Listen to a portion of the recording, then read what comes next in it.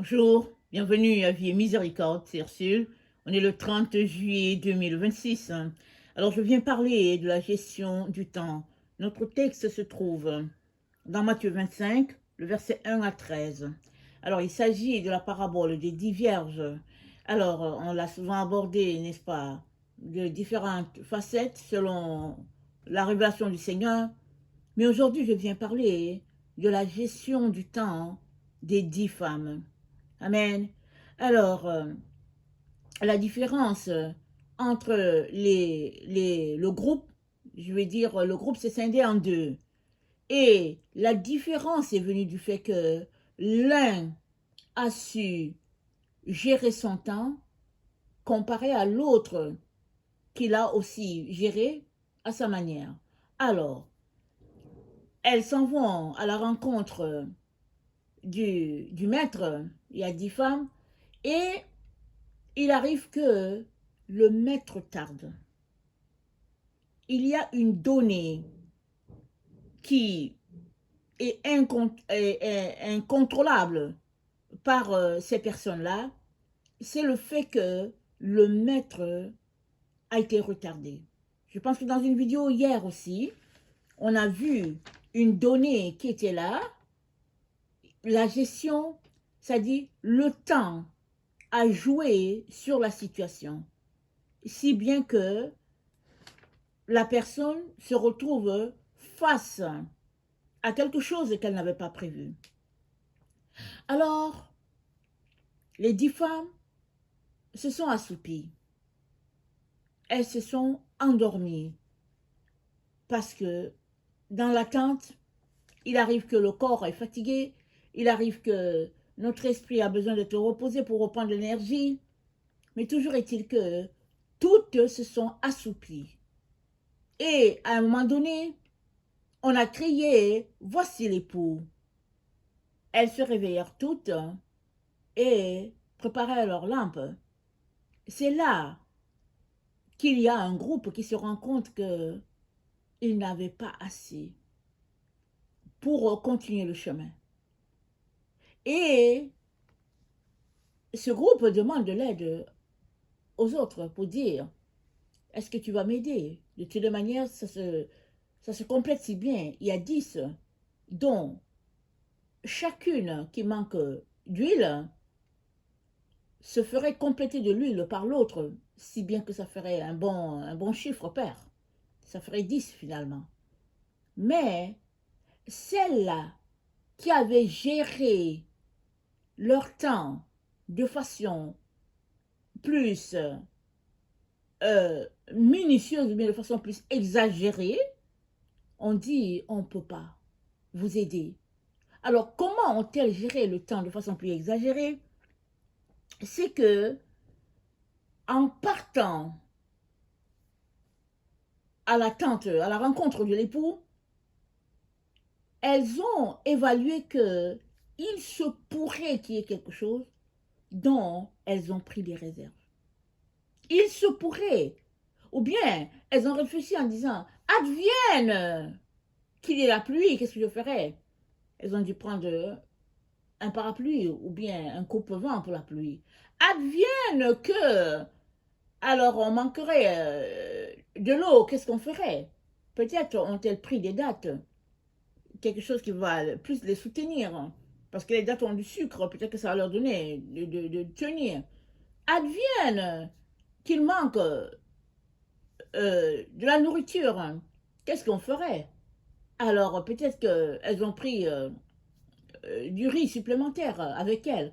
On ne sait pas exactement comment elles se sont préparées, mais toujours est-il que elles avaient des réserves, elles avaient du surplus, ce que les autres n'avaient pas. N'ayant pas le surplus, les autres pouvaient même périr juste à l'endroit où elles étaient. Parce que si tu n'as pas de surplus, alors comment vas-tu faire pour rejoindre l'autre station? Après réflexion et conseil de leurs consorts, celles-là qui n'en avaient pas assez ont décidé d'aller chez les vendeurs, comme leurs amis leur ont dit. En allant, c'est comme ça que le maître est revenu et la porte fut fermée. Les autres ont réussi à entrer. Celles qui avaient plus de réserve, celles qui avaient mieux géré leur temps, c'est-à-dire avaient plus de réserve, elles ont pu entrer. Les autres sont venus après que le maître soit rentré dans la maison. Et elles ont voulu qu'il ouvre et puis il leur a dit, en vérité, je ne vous connais pas. Alors, la connaissance dont il parle ici, c'est une connaissance, n'est-ce pas, rattachée à l'intimité, mais au fait, qu'est-ce qu'il est en train de leur dire? Il leur dit, vous n'avez pas ma sagesse, vous n'avez pas mon intelligence, vous ne pouvez pas entrer donc. Parce que la gestion du temps requiert que nous avons ce type de sagesse, ce type d'intelligence que seul Dieu donne. Et ça se trouve dans notre relation avec lui. Alors que tu marches avec lui, tu acquiers des habiletés que tu n'aurais pas si tu n'as pas ta relation avec Jésus. Voilà pourquoi c'est dit que il est important de développer la pensée de Dieu. La pensée de Dieu veut que tu penses toujours à un surplus au cas où. Amen. Tu penses toujours à un surplus au cas où, parce que tu ne sais pas ce qui va arriver. Ça, c'est la pensée de la sagesse. Mais la pensée, n'est-ce pas, de plutôt être le maître de ce qui se passe, c'est de dire, ok, ils ont prévu qu'entre Québec et puis Montréal, c'est 2h30, alors je vais brancher ma voiture électronique pour 2h30 et puis je vais arriver à la station et puis je vais brancher la voiture à l'autre station là-bas à Montréal. J'aurais fait mes 2h30.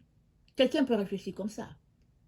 Alors, une personne qui réfléchit comme ça, on peut dire, ok, le GPS lui a dit que c'est 2h30, alors il n'a pas exagéré. S'il met qu'il va charger sa voiture pour 2h, au lieu de 2h30, il met qu'il charge la voiture peut-être pour 2h40, 2h50, il n'aura pas exagéré. Mais on ne sait pas ce qui peut arriver en cours de route. Est-ce qu'en quittant Québec à Montréal, est-ce qu'il y aura un camion qui est renversé sur la route? Est-ce qu'il y a quelque chose qui fait que on vous dit de vous arrêter et puis d'attendre et que le prochain, que la route vous sera libérée peut-être dans 2 heures de temps? C'est-à-dire, on ne sait pas qu'est-ce qui peut arriver. Parce que tu ne sais pas ce qui peut arriver, en tant que quelqu'un créé à l'image de Dieu, il est important que tu laisses Dieu gérer ton temps. Alors, on pourrait s'arrêter pour dire, rien à voir avec la gestion du temps. Parce qu'il s'agit du Saint-Esprit ici, les unes avaient du Saint-Esprit en réserve et puis les autres pas. Mais laisse-moi te dire qu'il est question ici de la gestion du temps. Parce que pour que tu aies des réserves du Saint-Esprit, c'est que tu as eu le temps de prendre, de communier avec Dieu. Tu as eu, n'est-ce pas, le temps de passer des heures avec ton Dieu, des minutes avec ton Dieu, pour lui parler, pour lui exposer la situation. Et lui, il a eu le temps de te dire quoi faire et puis quoi ne pas faire. Quelle route prendre entre la 20 et puis la 40. Il a eu le temps de te dire non, ok, entre Québec et Montréal, prends plutôt la 40 parce que ta sortie là que tu veux, c'est du côté de la 40. Parce que si tu prends la 20, tu devras encore traverser tout Montréal pour aller à l'autre extrême et ce serait compliqué.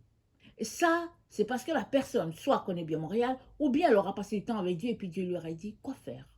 Voilà pourquoi je mentionne ici la notion de temps. Et nous sommes dans ce temps-là, dans ces heures, s'il faut le dire, nous sommes dans ces heures où la gestion de notre temps est très très importante dans la vie. Que fais-tu de tes journées?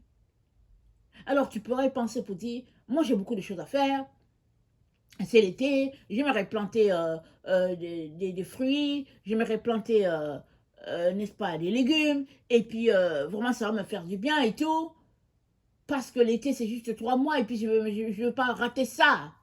Oui, c'est une bonne chose, parce que tu aimes les légumes, et tu aimes travailler dans la terre, et puis ça te fait du bien.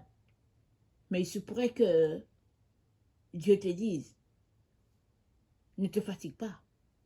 Tu auras les légumes que tu voudras quand tu iras à Maxi, tu auras ce que tu voudras, les fruits, quand tu iras à Métro, mais concentre-toi juste à prier, parce que moi, je te veux à ton poste de prière. Je te veux à l'endroit où je peux, n'est-ce pas, compter sur tes soupirs et tes larmes pour une situation X et Y sur la terre.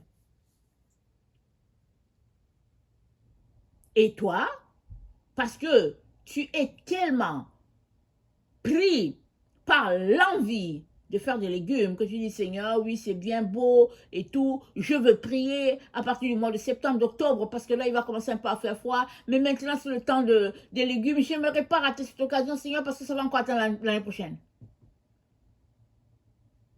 Agir comme ça, hein, ce serait agir comme celle-là que Jésus-Christ a appelée les folles. Parce que les folles ont compté sur elles-mêmes, sur leur sagesse, sur leur intelligence, sur leur capacité d'évaluer le temps et de décréter ou de décider que voilà, les choses vont se passer comme ça, alors on n'a pas besoin de plus. Mais celles-là dites sages ont compté sur Dieu, sur le fait que c'est lui qui est le gestionnaire du temps, et elles ont mis des réserves en plus dans leur bagage. Parce qu'elles se sont dit, on ne sait jamais. Et le Seigneur vient nous encourager, à ces heures où nous nous trouvons, de réfléchir ou bien de penser comme les dites sages. Parce qu'on ne sait jamais. Et que nous ne sommes pas en contrôle de notre temps. Et que c'est Dieu, le gestionnaire du temps, n'est-ce pas, de l'espace, des circonstances. Il est important que on puisse se référer à lui. Et si c'est compliqué parce qu'on ne l'entend pas comme on aurait aimé, alors comportons-nous, n'est-ce pas, comme une mère qui a des enfants, qui doit faire un voyage avec ses enfants. Et puis, supposons qu'ils doivent voyager, ils doivent quitter un lieu A pour un lieu B, une marche de 30 km, où il y a des enfants, n'est-ce pas, à bas âge, ils savent qu'ils doivent marcher parce qu'il n'y a pas d'autre moyen. Une telle mère, elle ne partirait pas comme ça. Elle prendrait un sac à dos, elle mettrait de l'eau, elle mettrait des fruits, des biscuits, de la nourriture en surplus, selon que chacun peut. Elle mettra des sacs à dos à chacun pour dire, ok, au cas où, alors chacun a son sac, alors commençons à marcher. Commençons à marcher à 6 heures, sachant que à 18 heures, on va arriver là-bas après 30 minutes. C'est ça que le Seigneur aimerait qu'on fasse chacun pour sa part. Quand bien même tu aurais tout l'or de la terre, quand bien même tu aurais, n'est-ce pas, toute l'intelligence que l'humanité te donne, il est important, à ces heures où nous nous trouvons, de compter sur Dieu pour pouvoir te mener de l'autre côté du port. Parce que il y a des données qu'on ne peut pas contrôler et Dieu seul peut le contrôler. Notre monde est en plein mouvement. Et Jésus-Christ a dit, quand le Fils de l'homme viendra, trouvera-t-il la foi sur la terre? Et c'est quoi la foi? La foi, c'est une ferme assurance des choses qu'on espère, une démonstration de celle-là qu'on ne voit pas. Alors, on est dans le temps où on est tous appelés à marcher par la foi. Parce que les gens peuvent prévoir ceci et cela, mais les choses vont changer parce que ce sera autre chose. Mais Dieu est au-dessus de tout ce que les hommes planifient. Il est au-dessus de tout ce que, n'est-ce pas, notre technologie peut prévoir. En comptant sur lui, on a cette assurance-là qu'il nous donnera d'arriver de l'autre côté. Amen. Que le Seigneur bénisse sa parole. Et je viens t'encourager à tout faire pour rétablir ta relation avec le Seigneur si tu ne l'as pas encore fait. Amen. Parce que Jésus-Christ est le seul chemin, la vérité et la vie. Et il t'aidera à expérimenter beaucoup de paix dans ce temps trouble où nous nous trouvons. Amen. Que le Seigneur bénisse sa parole et que sa joie soit notre force en ce jour. Amen et Alléluia. Amen.